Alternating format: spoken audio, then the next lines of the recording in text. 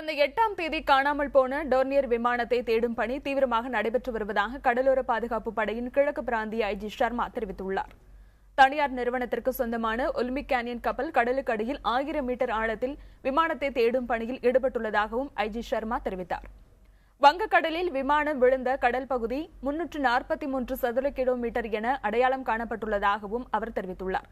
தொடர்ந்து தேடுதல் பணி நடைபெற்று வருவதாகவும் அதற்கென காலக்கெடு எதுவும் விதிக்கப்படவில்லை எனவும் ஐஜி சர்மா தெரிவித்தார். இதற்கு முன்னர் தேடுதல் பணியில் ஈடுபட்டிருந்த சாகர் நிதி கப்பல் சிக்னல் மூலம் விமானத்தை தேடியதாகவும் தற்பொழுது ஒலிம்பிக் கேனியன் வீடியோ பதிவு மூலம் ஆய்வு மேற்கொண்டுள்ளதாகவும் சர்மா தெரிவித்துள்ளார்.